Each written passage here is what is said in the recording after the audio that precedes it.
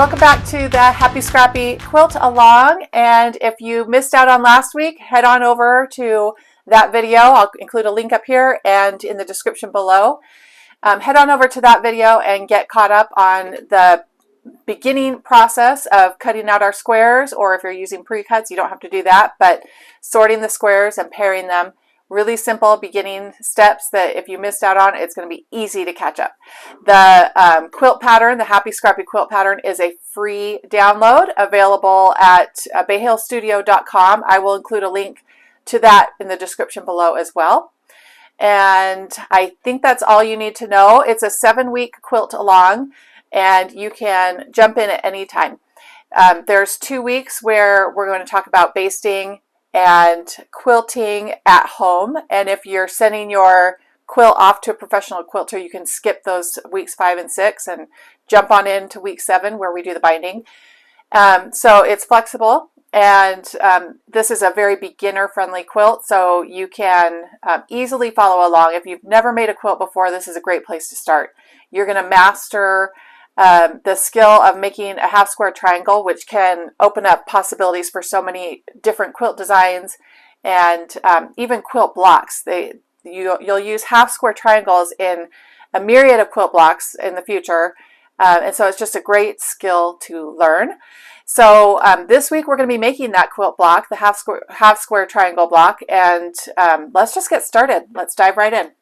All right, so to start out, we have our pile of paired up 10-inch squares. Now you could, again, be using your 5-inch squares, but your pile of squares. And I'm going to be honest here, you could use any size square you want. If you're using pre-cuts, it's going to be 5 or 10-inch squares. You could cut your own squares to any size that you want, and the technique is exactly the same. So here I've got one pairing, and on the lighter fabric, and you don't have to keep these fabrics together for this, but it's just easier. So they're already paired up. On the lighter fabric, I am going to draw a diagonal line from corner to corner. And I'm using this purple pen. You can use a Sharpie, you can use a pencil. Some people say use a really light pencil and because they're afraid of the mark, but quite honestly, you're never going to see this mark. Later, we're going to cut right through it and it's going to never be seen. So I like to use something that's visible. So not very visible on camera, but it's visible to my eye. So that's all that we do. So we're going to go through each and every pairing, and whichever is the lighter fabric, and the reason why we choose the lighter fabric is so that we can see our marking. If you're using fabrics that are both dark, then you're going to want to use a white chalk, like a fabric chalk marker. That's what you have to do if you're using dark fabrics where a regular pen or pencil will not show up. So this is it. I'm going to go through my whole stack and just mark a diagonal line from corner to corner. This could not be any easier. And so I'm going to keep on doing this. I'll speed this up for you to spare you from falling asleep on the job. So if you're sewing along or quilting along with me, you can be doing yours too. And I'm going to speed this up and let's just get these done.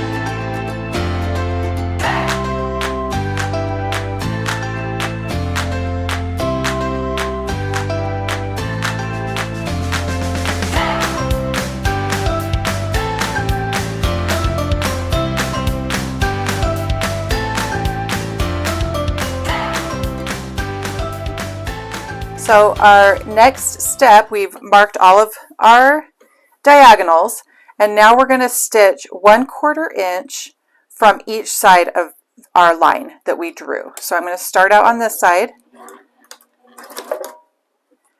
and let me just get my petal where I need it, and I'm going to stitch 1/4 inch on each side. Now on my machine, I have a 1/4 inch foot, so the edge of my foot is against the line, and that gives me 1/4 inch. Your machine might be different, so just figure out what 1/4 inch is on your machine and start stitching.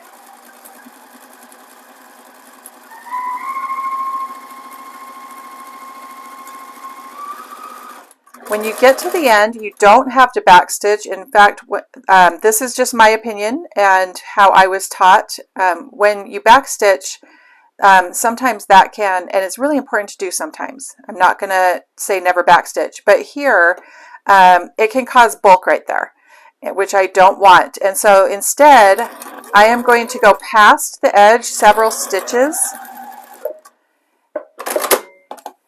And let me bring this up and see.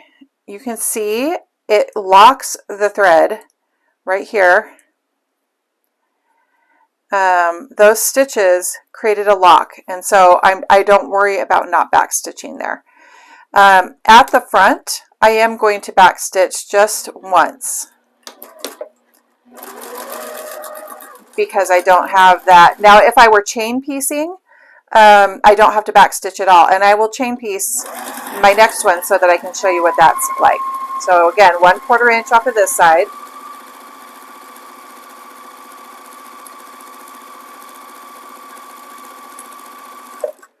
And just a couple inches stitching off the edge, and it gives me that. So I'm going to set this aside, and now I'm going to show you the difference with chain piecing.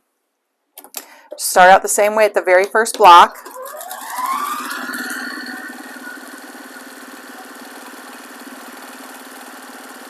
Oops, I went way far. Oh, I lost my focus for a second. So I'm going to take a moment, and I'm actually going to unstitch that because that, I don't know if you can see, that went way, here's my 1/4 inch, and then it just went way far. I completely diverted my eyes away and lost my focus. So I'm going to unpick that and start again.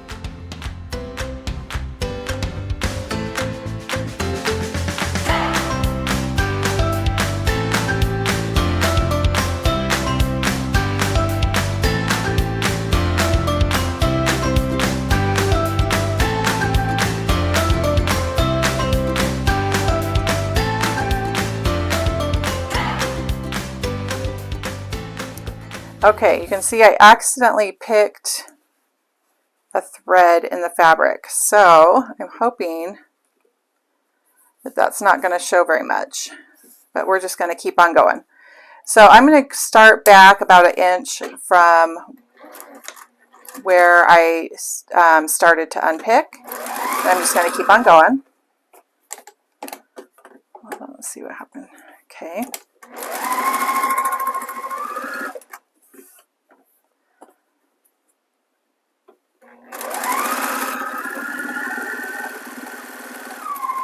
Okay, so I am chain piecing, which means this is going to be one continuous stitch. Get this even. So I'm going to put my next piece just a little bit. I'm not going to bump it up right overlapping or right to it. I'm going to give it just a little bit of space, maybe 1/4 or 1/2 inch away. Now I'm doing a couple of stitches and then feeding the next one right into it. And then I'm going to keep on going, and I'll show you that again. See if I can get closer. Okay, so let me get my next. See if I can get closer to show you. So I'm giving it a couple of stitches, and then the next one just feeds right in.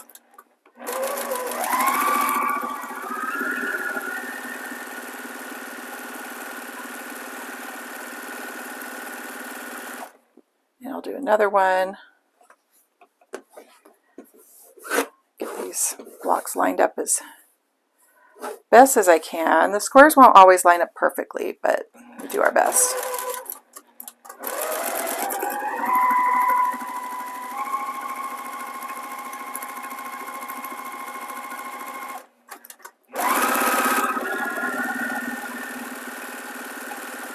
Okay, so I'm going to end.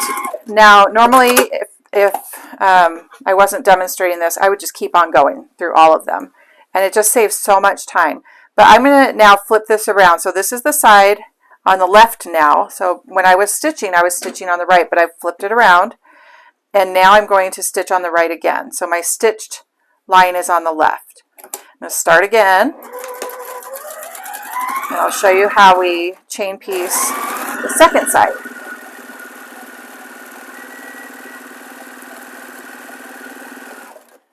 All right, so we want to make sure that we are not on the wrong side. I still want to stay on the side where my line is marked. And again, I'm just going to give it a couple stitches and feed that right through.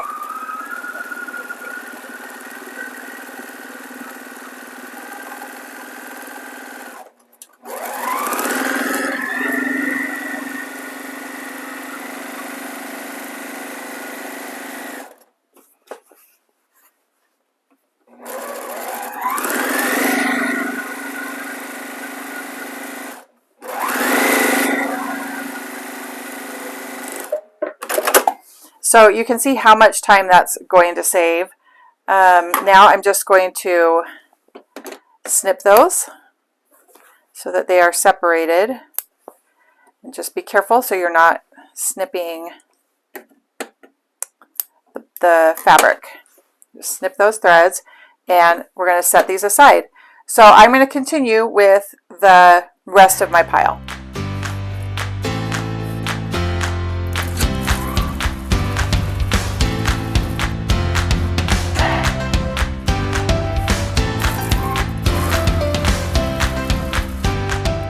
Okay, now I will add here that, and I don't think I mentioned this, so I want to make sure that I say this, is that the reason why I leave about a ½ inch in between is because I still want several stitches where the thread locks up, so that when I cut, it's still locked up. It's not going to unravel. So that's why I'm giving it several stitches before I head right in to the other. Then when I snip it, it's still locked and safe, and it's not going to come apart.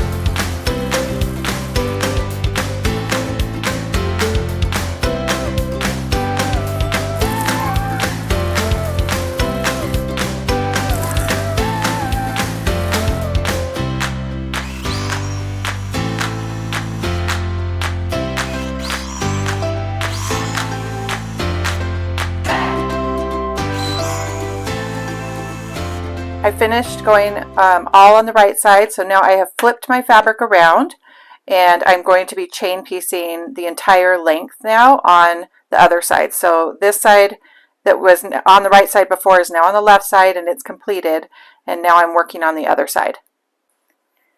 Now we're just going to go along this chain of blocks and start snipping the threads and setting these blocks aside. So just carefully so you don't hit the fabric, snip each one.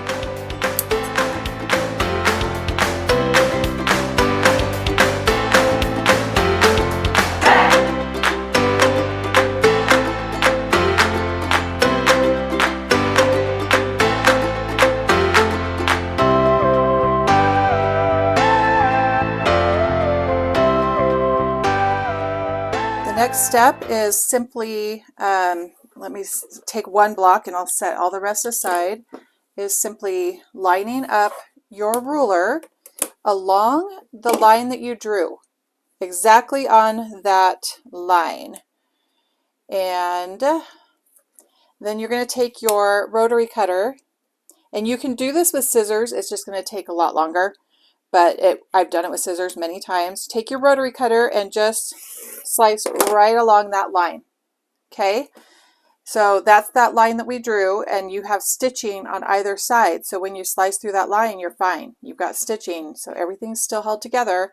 I'm going to open it up, and I have one block for my quilt. So that's block number 1. And open this side up, and you've got block number 2. And so we just keep going. I'm going to line this up with the line that I drew with my marker. And sometimes you've got to kind of finesse it because it can get a little lopsided. There we go. So there's another block. So this is why each pairing, I said at the beginning, makes 2 blocks. So I'm just going to keep going, doing this exact thing, lining this up with the marker or a pen or whatever, pencil, whatever you use, the line that you drew, and cutting, and then opening up your blocks. And I'm going to keep going. I'll speed this up for you.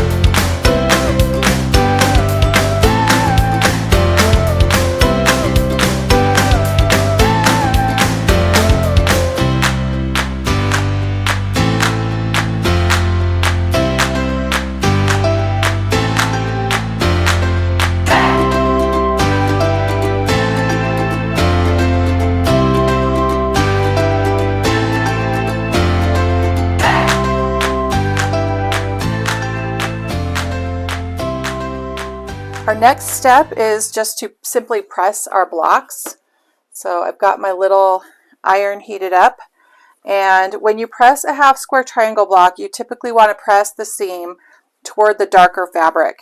And for me, this pink is more solid, so I'm going to press the seam toward that. So what I do is just kind of lift it up and make sure that seam gets pressed.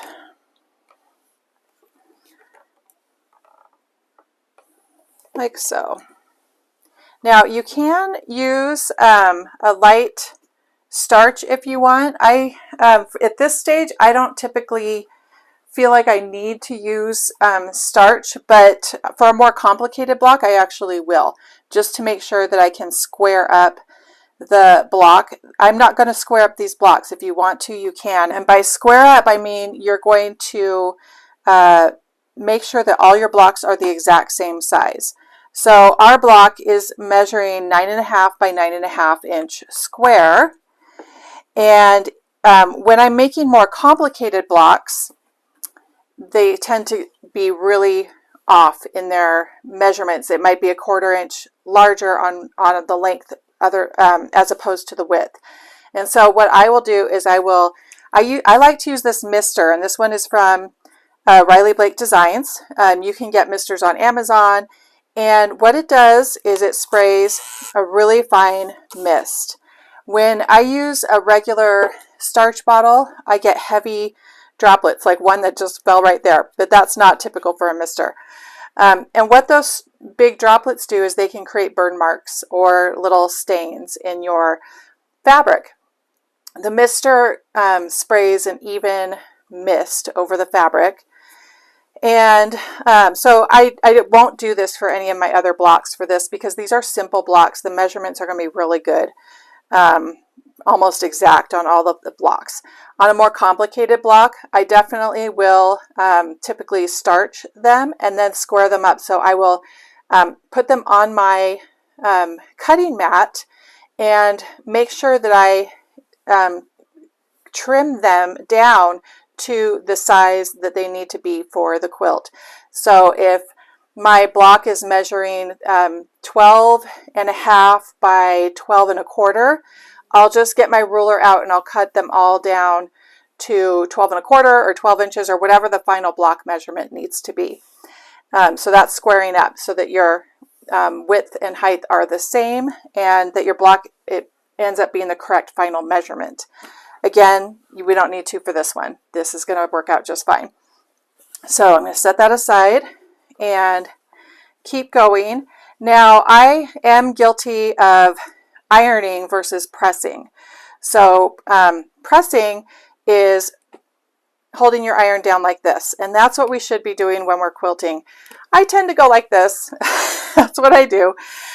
So I'm trying to correct that bad habit, but that's what I do. Now, another thing you can do in order to decrease bulk and increase accuracy is to press your threads down along this seam before you press your block open.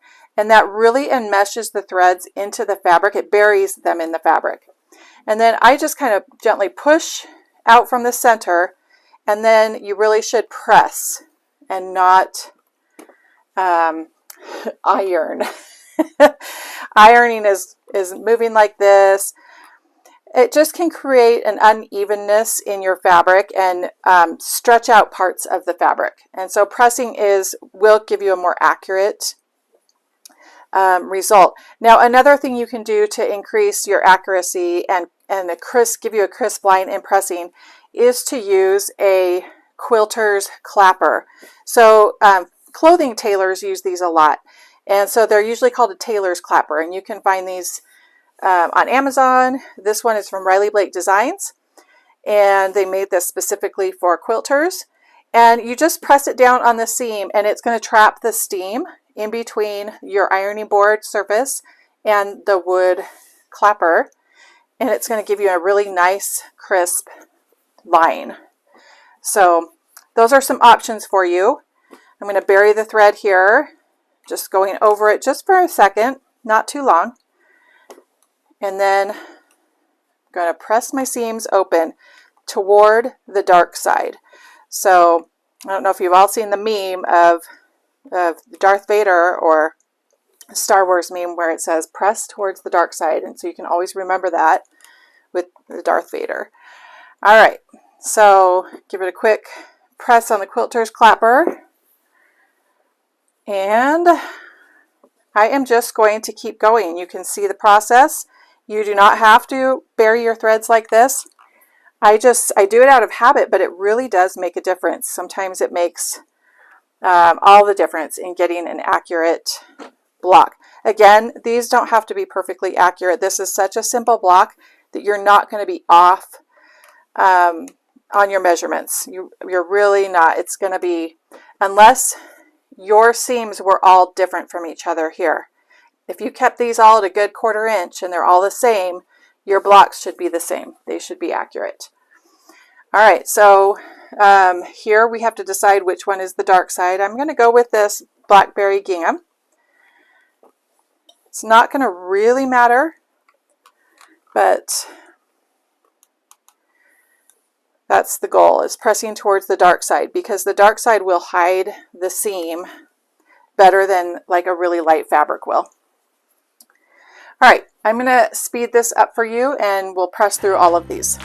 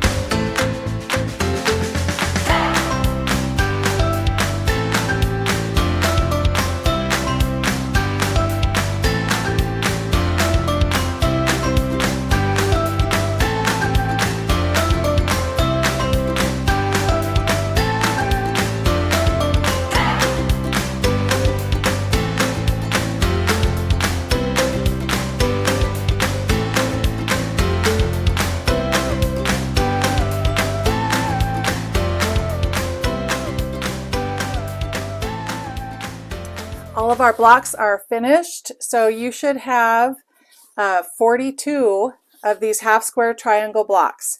Easy peasy. We didn't need to trim them at the end. They should all measure about 9.5 by 9.5. If they're about a fraction of an inch off, I'm not going to worry about it for this specific quilt. This quilt isn't about perfect accuracy. It's not going to be ruined if anything is slightly off. It's a very forgiving quilt. It's crazy and busy, and so it's going to be very forgiving. But this is what you should have, a big stack.